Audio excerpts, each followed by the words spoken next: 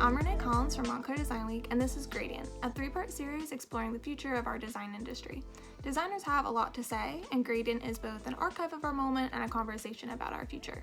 In each video of the series, we're going to be focusing on a topic within design that has been highlighted by 2020: sustainability, diversity, and design education. From interns to CEOs, you're going to meet designers across disciplines and at different points in their careers, and I'm excited for you to hear their stories, ask questions, and pass the mic to imagine the future of our industry.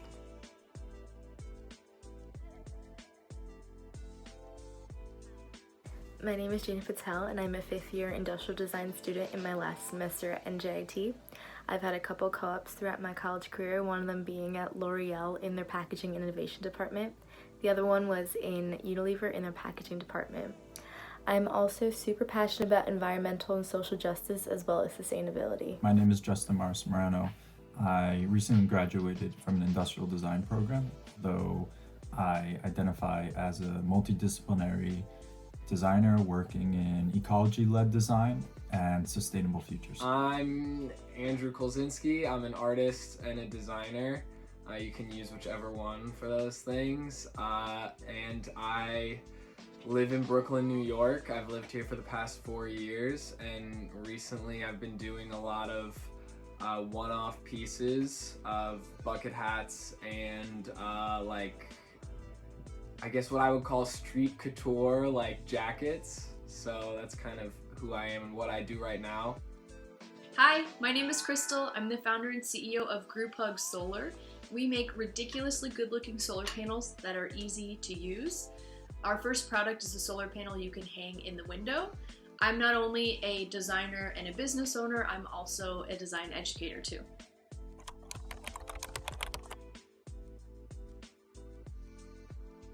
So funny enough, it has made me realize the necessity of certain single-use items that I've been opposed to in the past. Obviously, just for safety and health reasons, there's certain things that you just can't do in order to ensure that things are germ-free. And also, it's been pretty disappointing to see how many sustainability initiatives have been put on pause or being scrapped, like banning plastic bags, and also not being allowed to use reusable cups or containers at certain stores. From a consumption perspective, I think it's been a moment of realization of the take society that we're a part of and trying to take less and figuring out what I really need on the daily.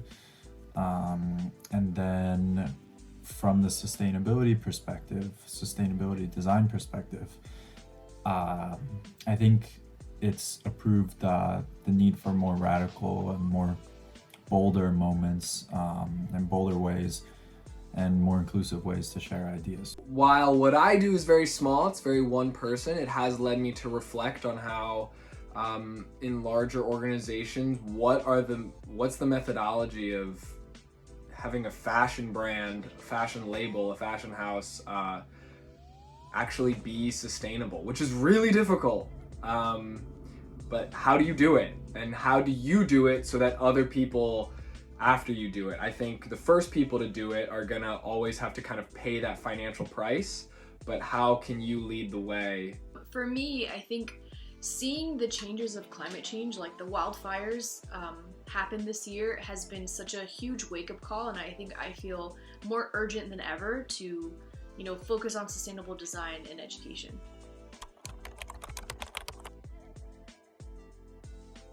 So I see them progressing in using biodegradable packaging and refillable packaging, which is truly the future because it's pretty difficult to recycle such small products. An important thing that I really want to include is that consumer push is a big factor in how fast these products come along. After working on the other side of the cosmetic industry after being a consumer for so long, I see how fast they need to work in order to keep up with trends to survive.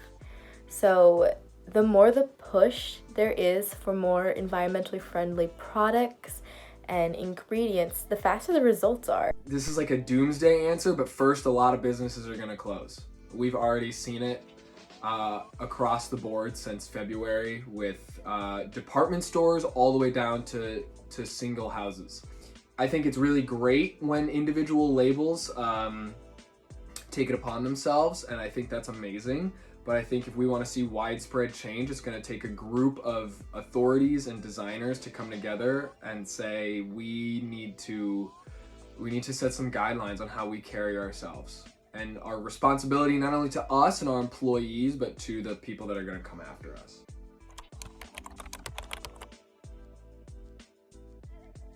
I don't. I think many designers have been tricked to believe that they have to. It's not to say that consumerism or product is exclusively bad.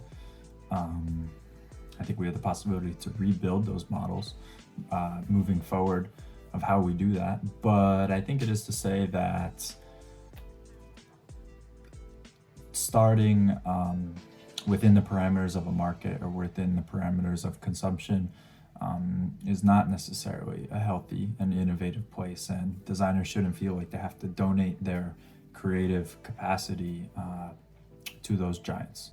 It's hard to balance sustainability and consumerism. I think people like to buy things, they like to make individual actions so that they are making a difference on their own. I think as a sustainable designer and business owner, my job is half education and half selling something. So for us, we sell solar panels, and I think what it really excites me about it is getting people to buy a solar panel but also understand how solar plays a bigger picture in climate change more than just buying one to take it home. And I think that's a great thing, that like sustainable consumerism can be a vehicle for activism.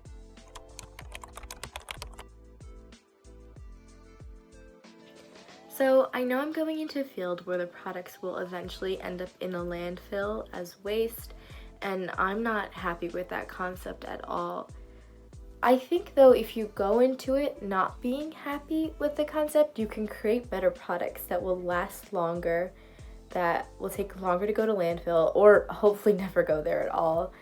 And it's super important to think that way going into the field, because otherwise industrial design will be filled with people who don't care, and the problem will just get worse. One of the biggest ways I feel like I'm educating myself is just learning the back end of production.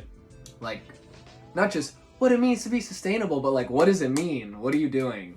That's just one thing that I've been thinking about. But a lot of back end. We can draw all day. But like, what are you actually doing to make sure that the things you're drawing are at the very least carbon neutral?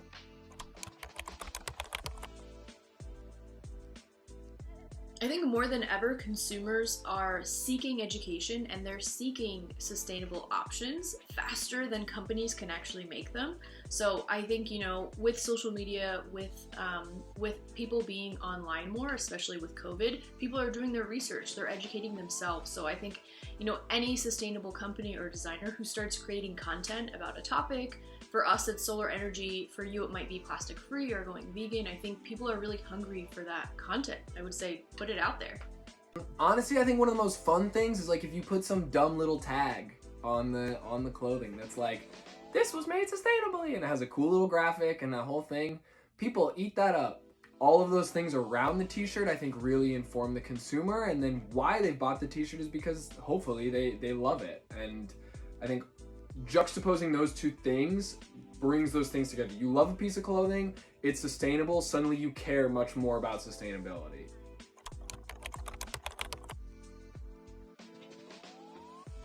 It needs to be better. It needs to be more well represented. It needs to be part of everything.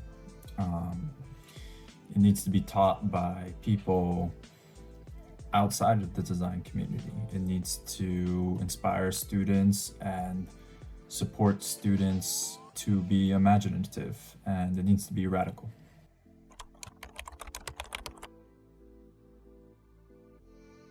So I say keep actively pursuing it.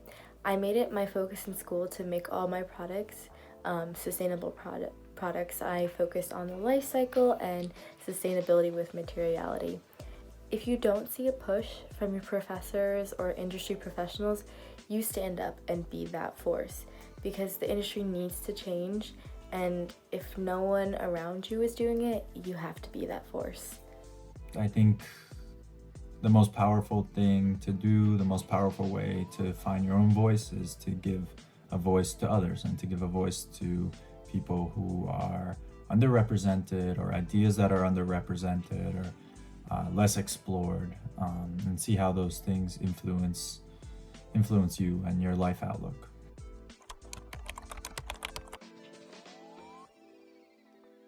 I'm just excited to see what people cook up. I get so mad when I see someone do something better than me. You have no idea, but I'm like, damn, that was good.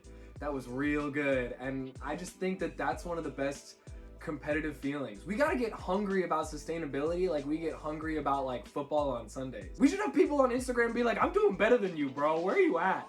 Like, I don't know. I think that's just the hyper masculine thing in me, and that's probably weird for the design space, but I think that would be hilarious and sick and get people to care about it. And I'm honestly just excited to see what's next. I think design is really, having a moment the last 10 to 15 years where people are recognizing that design and product design is more than just making things pretty. It's about rethinking systems. It's about rethinking the way we do things in a way that is user-friendly and consumers understand and want. And I think we're really just hitting the tip of the iceberg with that. So as more designers start businesses, as more designers go out into the workplace with the values of sustainable design kind of embedded in their ecosystem, I think we're going to see a lot of really innovative solutions.